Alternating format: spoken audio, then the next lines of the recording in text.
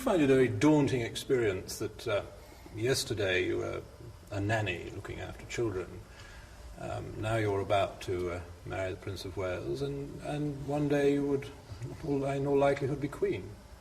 It's a tremendous change for someone, if I may say, of 19 to make all of a sudden, the transition.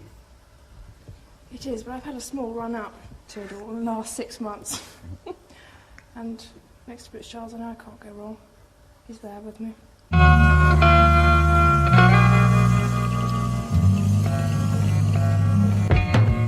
There have been a ton of shows and movies, both documentary and fiction, with varying degrees of quality over the years that have at least featured Diana Frances Spencer. Whether she is the primary focus or on the periphery of a broader story about the royal family, she is just a fascinating person whose story captures the collective imagination of the masses for myriad reasons, not least of which is the fact that despite being caught up in the pure spectacle of royalty, she was recognizably human. This humanity made people feel connected to her, and this is a connection that has endured over the years beyond the limits of Diana's tragically short life. Hence the many media depictions of Diana being met with enough continued support to ensure the sustenance of this trend. Due to the sheer amount of these films and documentaries being released right now, I'm not typically that interested when they're announced, and frankly, me not being the target audience has a lot to do with it as well. But when I heard that Pablo Larraín, who was fresh off of his 2016 standout film Jackie, was going to make a Princess Diana film led by Kristen Stewart with cinematography by Claire Mathon and a score by Johnny Greenwood, I was all in, because how could I not be? I went in the Spencer thinking it was going to be fantastic, and it still somehow managed to blow me away. It's extraordinary. I love pretty much everything about it, and to talk about some of what I loved, I'll have to start with Kristen Stewart because there really is no other place to start with this film. I've been a fan of her work for years, but I was simply not prepared for just how perfect she was going to be in this role. She takes very specific mannerisms like Diana's graceful walk and her hurried and idiosyncratic speech patterns and fuses them with her own ability to convey immense internal agony and longing with the smallest gestures. Her ability to switch between an open and comforting vulnerability and repressed pain and rage is remarkable. She displays this ability most notably in 2 scenes with her children. The first comes during a game she's playing with her boys where the rule is simple. If you're called upon, you have to be honest. One of her sons asks, "What has happened that has made you so sad?" And you see Stewart quickly go from blissfully enjoying this moment with her children back to the silent suffering she's been seeking sanctuary from since the beginning of the film. The second moment comes on Christmas Day right outside of the church. Diana is having a tender and light conversation with her son when suddenly she looks up and locks eyes with her husband's mistress. This is a challenging moment because Stewart is going from tender and sweet to enraged and distraught in a split second, and she does this multiple times in the scene, which leads to one of my favorite moments in the entire film, where she stands in front of what seems like an army of men with cameras. What she does with her movements and with her eyes in this moment is just incredible. There is a real physicality to her performance. It's almost balleric at times, especially in moments where the camera just tracks Diana walking down a hall with a hurried pace, often fleeing conflict or unbearably heavy situations. This physicality also applies to the way Stewart delivers her dialogue. She often puts heavy breaths between and even at the ends of certain words, making it sound almost painful to speak, and more importantly, repress what cannot be said. And when you consider everything else she's doing with her performance, this is a phenomenal touch that makes this depiction of Diana feel whole and complex. Pablo Larraín's directing required the performance of a lifetime from Stewart because the entire film follows Diana's perspective. The shot composition, the staging, the aperture of the lenses, the lighting, the movement, the music, everything is influenced by Diana's subjectivity. An example is, in 2 back-to-back scenes, as Diana arrives at the royal palace, Larraín and cinematographer Claire Mathon cross the line twice in a row.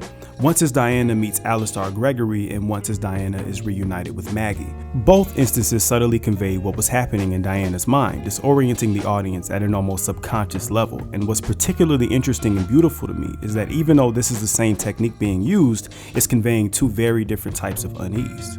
Another example of the entire film following Diana's subjectivity is in what is probably my favorite scene of the year, and that is the pearls for dessert scene.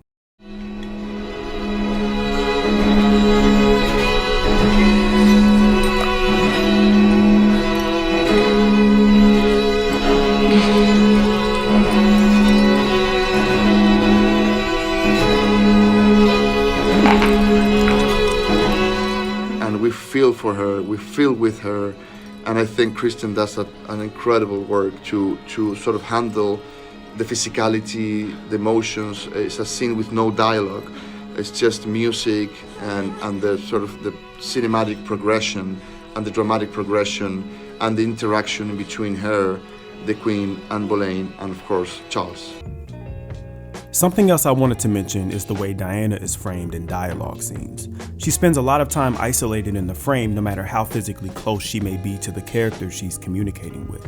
Keeping track of who she shares the frame with, whether it's for an entire master shot or in a shot reverse shot conversation, reveals who she feels is on her side throughout the film.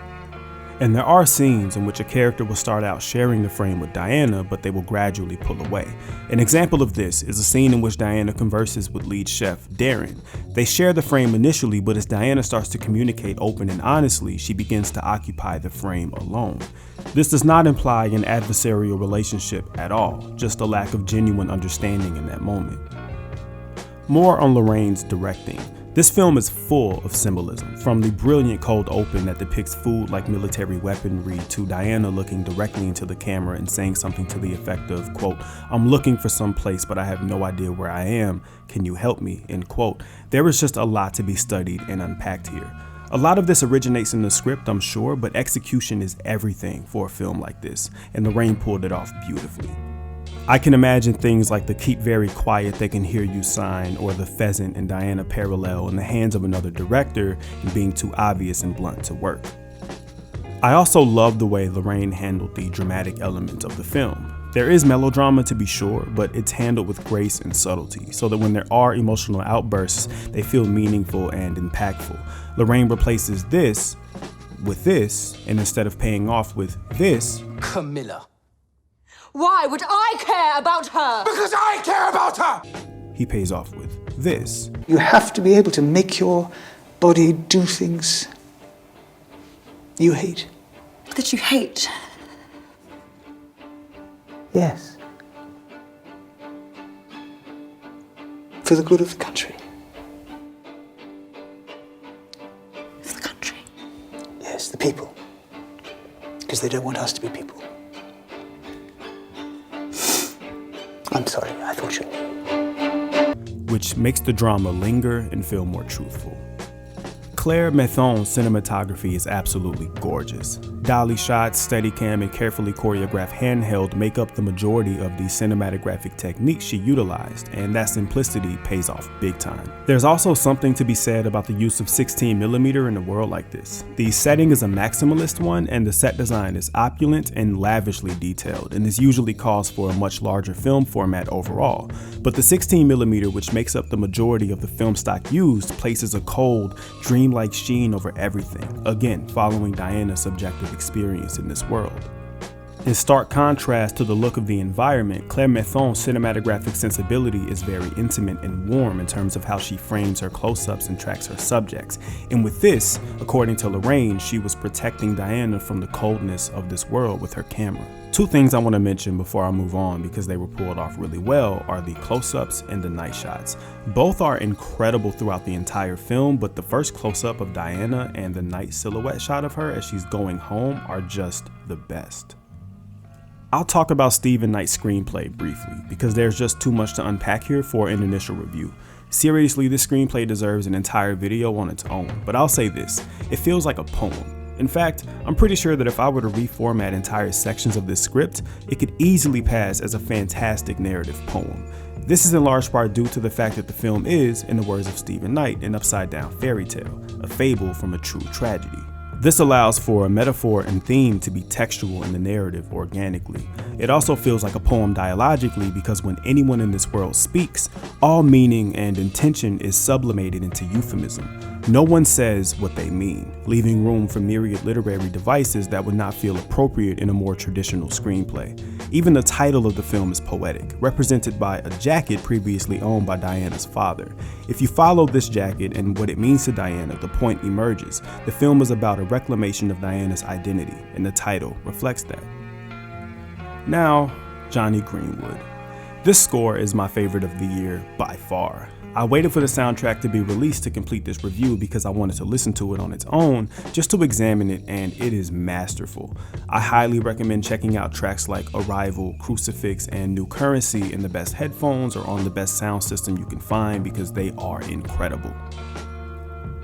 The score, like every other aesthetic element of the film, follows Diana's experience. It's a clash of Baroque classical music and freeform jazz. This mix is a brilliant way to convey Diana's desire for freedom surrounded by traditionalism and classical excess.